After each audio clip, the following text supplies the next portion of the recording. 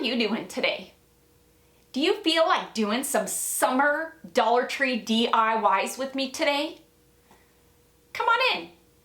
Let's get started.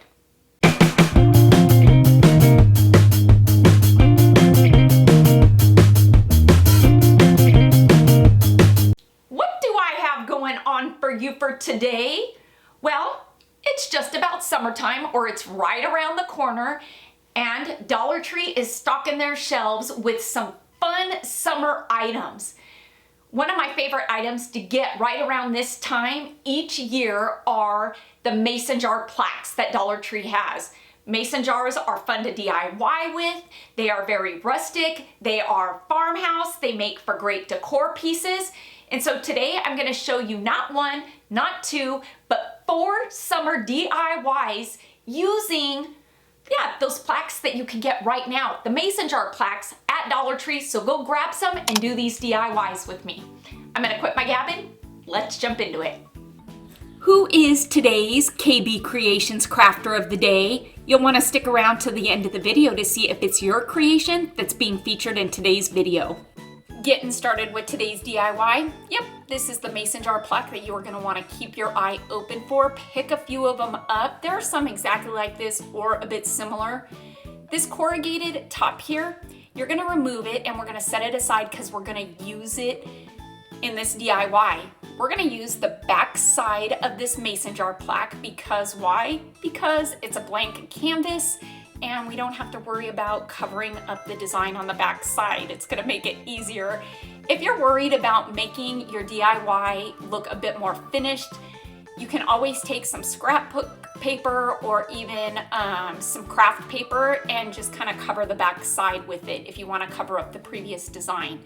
To the front side of this, you can see here that I am adding a nice thin layer of Mod Podge, and you want it to be as even as you can get it because I am going to be covering this plaque with this here wood-looking scrapbooking paper. You can find this at Hobby Lobby. It's in their open paper stock. You're gonna pay about 50 cents a sheet, which you can't beat.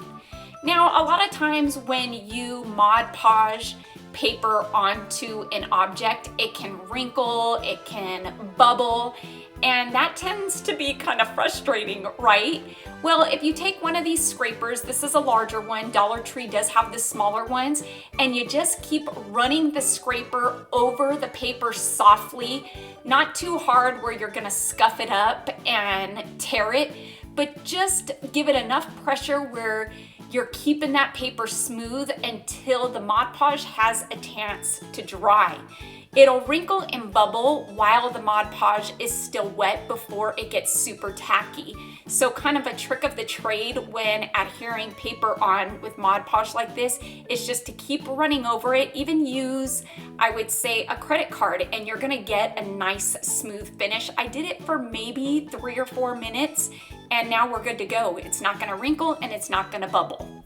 I did let this plaque set for about an hour to let the Mod Podge and the paper get good and dry before I cut the excess paper off. And to do that, I like to use a fresh straight edge razor because you're gonna get a nice, clean, close cut.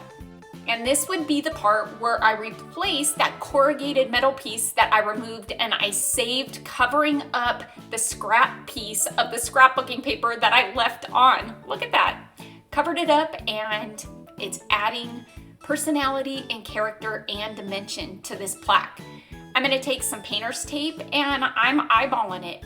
I wanna make a strip in the center of this mason jar plaque that I am then going to paint. I'm gonna paint right over the paper because it's just easier to do that. The center part of this, I'm gonna go with some Hello Hobbies light mint, because why not? It seems like a nice bright fun color that's gonna go with the wood background. Now this is the part of the DIY where you can really get creative and make it your own. Make it to suit your decor style. If you want to change up the scrapbooking paper in the back to a different type of wood or maybe a floral background and really get creative with the color in the center here that you use. This is gonna take a couple coats. It is okay to paint over that paper. It is not, again, going to wrinkle or bubble because of the Mod Podge. In full disclosure, I wish I can say that this went off without a hitch and that the painter's tape did not pull up some of my scrapbooking paper, but in all honesty, it was because I only waited an hour for the Mod Podge to dry with the scrapbooking paper. I probably should have waited a bit longer because the paper was still wet, but nonetheless, it's not gonna show because we are going to distress this piece with some of Tim Holtz Distress ink in the color of Walnut Stain. This is an ink pad that you can get at Hobby Lobby, Michael's, even Joann's. You can get it online on Amazon. It's my favorite color ink to distress with. And so yeah, it's gonna cover up all these spots. It's gonna darken the edges up, give this some age, give it a story. And yeah, this stand-up hello plaque is something, plaque? Is it a plaque? Hello sign? Well, you know what it is. You see it. It's something I like to incorporate into DIYs because of dimension. You can easily remove it from the wood stand just by removing the 2 screws there at the base. I'm gonna give this a good coating with some of Hello Hobby's Swan White. Now, when I paint these galvanized pieces, if you've been following me for a while, you know I like to use a sponge dabber because it's going to give you full coverage on these pieces in just about 1 coat. If you try to paint these using a paintbrush, it ends up being a hot mess. It's uneven, you get the brush strokes. So just use a sponge dabber, and later on I'll show you another method that you can use if you can't get your hands on the sponge dabbers at Dollar Tree. Dollar Tree's got a 3-pack, so keep your eye open for them and keep them in your stash. Because I'm going to be putting this on my mason jar plaque and it is dimensional, I like to add Dollar Tree's wood cubes in spaces on the back side where you can hide the cubes. And this is going to give us a way to actually adhere this onto the plaque and it be stable. So I put 4 here. I'm gonna just use some hot glue here, and just that easily you'll see how I can apply it to the plaque. And look at that. Dimension adds so much to a DIY versus just laying something flat onto the plaque. It really does elevate your DIY and take it to the next level. I am going to take some white paint now, and I'm not an artist. I am not. I may be creative, I may have a creative mind, but I am no artist when it comes to paint. I'm not gonna overthink this because the more imperfect it is, the more perfect it is. And I'm just gonna add some highlights, giving some small detail to this plaque to make it look more like a mason jar. I hauled these a couple months ago, couldn't wait to use them, these felt flowers. This is a kit by Crafter Square. I love them. The flowers are already put together. There are leaves that came with it, but they were a bit too green for my taste, so I decided just to use the flowers themselves. You can use silk flowers if you want, but I just really love the quilted look and feel that felt gives to a DIY. I feel like it makes it more farmhouse chic maybe. I added a bit of Dollar Tree's burlap ribbon and some lamb ears leaves just to finish the top of this off.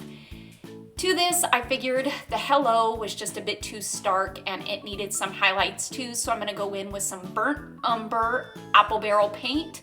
This is watered down, and again, I'm not looking for perfection, I'm just looking to highlight this hello, add some detail to it, and yeah, finish it off. Let's go take a look at this DIY. Oh my word, I really love repurposing these mason jar plaques. I love them, picks them up. Next up, I will be using this mason jar plaque. This one was from last year, they've got it out this year. Taking some of Waverly's Fawn, I'm gonna give this a nice thick, quick base coat. 1 coat will do, because I will be covering it with burlap. That's why I'm using the design side of this plaque, because it's not gonna show through, so it'll finish this plaque off nicely, having a nice blank back, right? Right. So yeah, so I'm taking a color that is very close to burlap and just giving it a base coat because you know you can see through burlap and we don't wanna see the design. I have been looking for an excuse to use this new sunflower burlap by Crafter Square, and this DIY is the perfect one to use it in. So after my fawn paint dried, and you can still somewhat see the design through the paint, but that's okay because once we put the burlap on, you're really not gonna see it. Now with this one, I'm gonna put a nice healthy coat of Mod Podge as my base coat because this is burlap and the burlap is going to absorb the Mod Podge. So the thicker, the better. I know I'm slopping it on, slapping it on, slopping it on.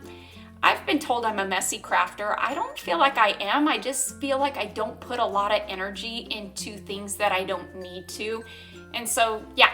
Once I've got the burlap on that base coat, it is not gonna be enough to hold the Mod Podge on, so you're going to need to put a second coat of Mod Podge over the top of the burlap, and this is really going to adhere it down onto the plaque. It's gonna stiffen that burlap up, so once it is good and dry, I can easily cut off the excess burlap without the burlap fraying. Now that is the key to cutting off the excess burlap on a project like this, is by doing that second coat of Mod Podge. It really stiffens up the burlap and it's gonna give you a nice clean cut and a nice clean edge along the edges of your plaque. To the top of this mason jar, where the lid would be, I'm gonna give it a coating with some of Apple Barrel's black matte paint to kind of differentiate between the lid and the jar itself. Someone might ask me, why did you put burlap all the way to the top if you're just going to paint it? Well, that's easy because texture is another one of those things that I like to incorporate into a DIY, and burlap has a real fun rustic texture to it. And so one, it makes it easier just covering the whole jar and painting the top, and two, again, it's adding the texture, which is then elevating your DIY.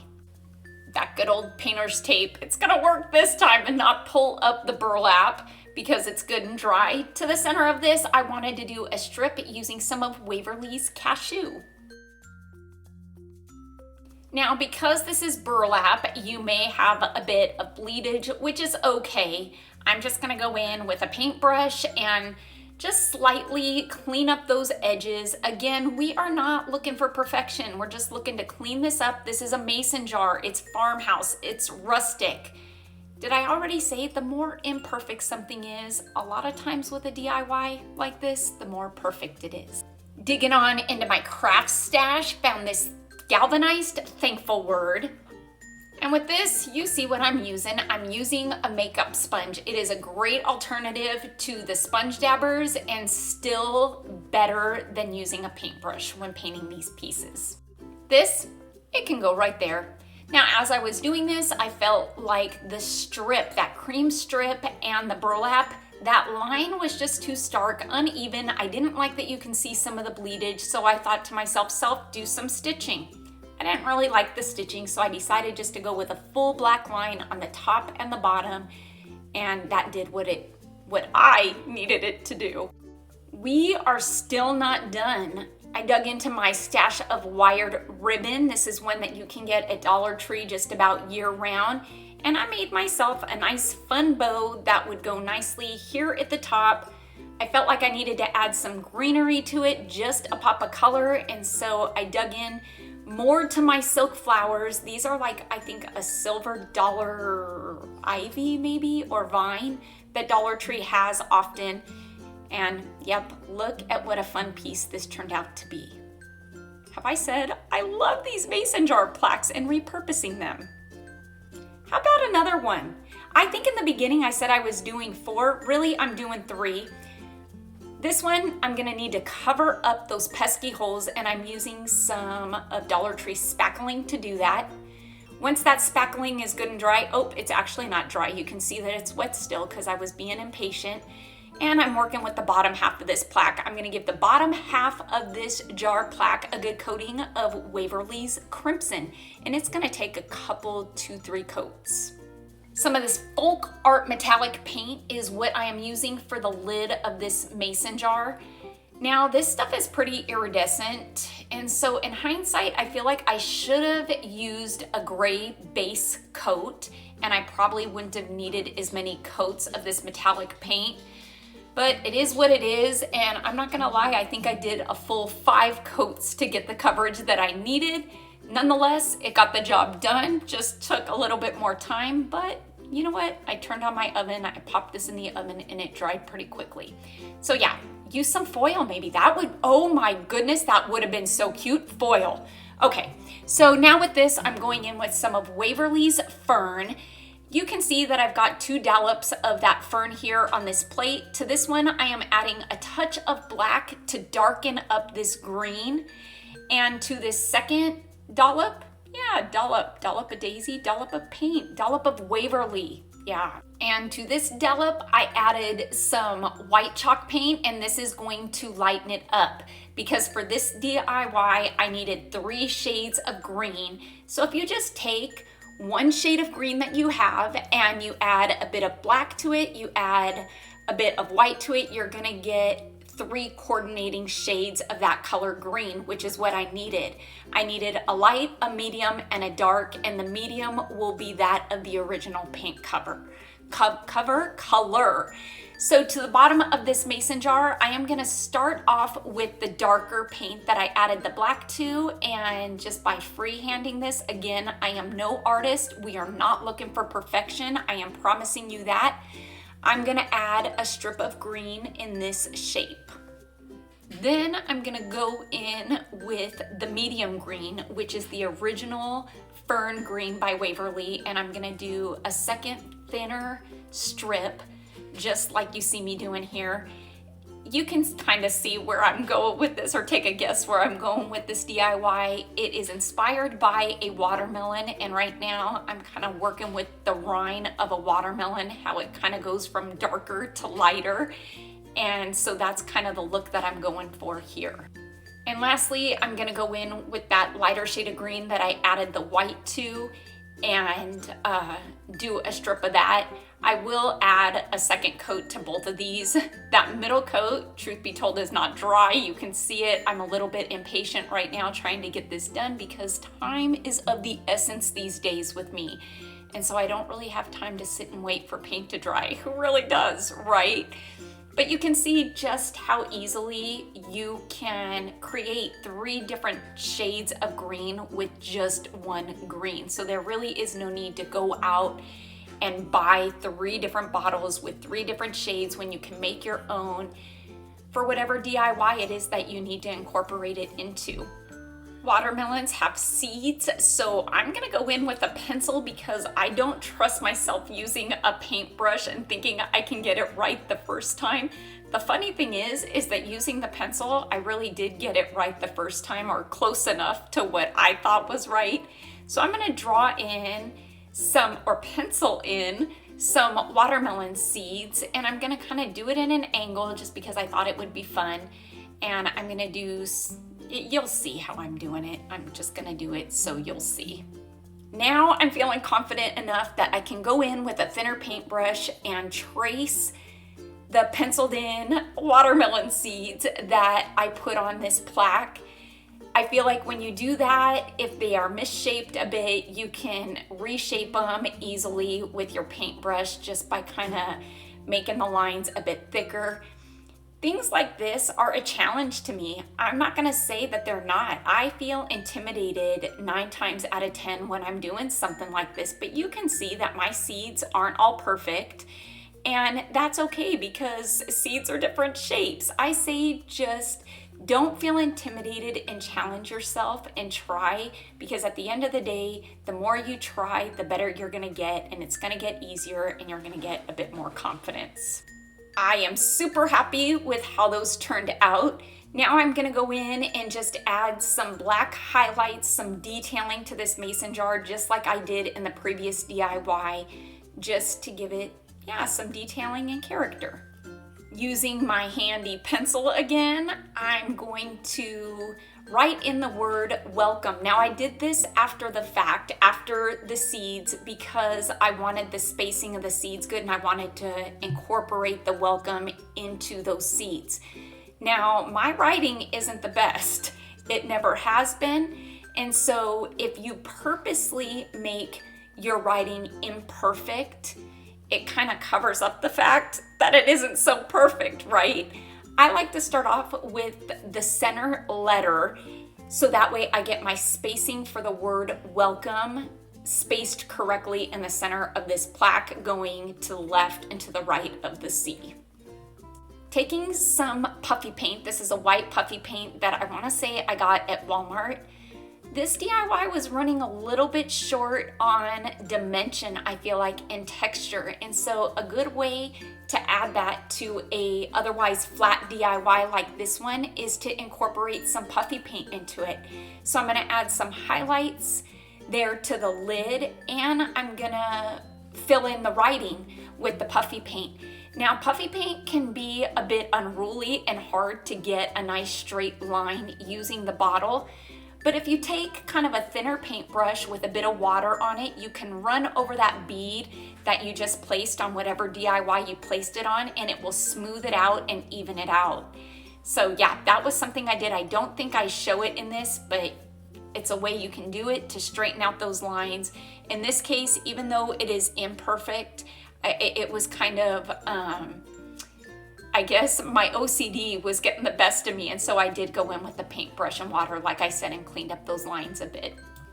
It's all in the detailing, I say, and so to separate the different shades of green, I decided to take that puffy paint and add some uneven, squiggly stitch marks along each layer there, and then you will see that I did take and add some dots to the darker green, and the color that I used was the lighter green to add dots to that. Not sure why I didn't show that either, but nonetheless, I think this DIY is done. Let's go take a look. Oh my, such a fun summer mason jar plaque. Come on, get creative, go pick some up and make these with me. One of the ways that I like to display some of the plaques that I DIY is with this plaque sign holder. It's here by my front door. Truth be told, I have a couple of them throughout my house. I have a DIY for this, but this is such a fun way to display some of the plaques that you DIY. A bit different. Who is today's KB Creations Crafter of the Day? Well, it's going out to Cheryl, who's bringing to us her DIY chicken-themed tiered tray. Cheryl, I am loving the color theme that you went with for this and all of the pieces that you added to it. Thank you so much for sharing your creation with us today. If you're interested in being featured as a Crafter of the Day in one of my videos, submit a picture of one of your recreations of a DIY that I've done to either Facebook or Instagram. If you want to DM it to me, you can. Then you just simply have to look out for the end of each video to see if it's your DIY that I will be featuring in that given video. Which one is your favorite? I don't know that I can pick one. I love them all. They are fun, festive pieces, and I love that just by adding a wire or some twine to the top of it, I can hang it from my sign holder. I hope you all enjoyed today's summer Dollar Tree mason jar plaque DIYs on a budget. If you're looking for more DIY inspiration or the DIY on that sign plaque holder, well, guess what? Yep, you can click on the video right over here and it'll take you to the sign holder. Yeah, that's what we'll put up, the sign holder right there. Just tap on it. Until next time, everybody, I hope you have a fantastic day. Happy crafting on a budget. Stay happy, stay safe, stay healthy, but most of all, you know what I'm gonna say. Stay positive, please, because I sure am.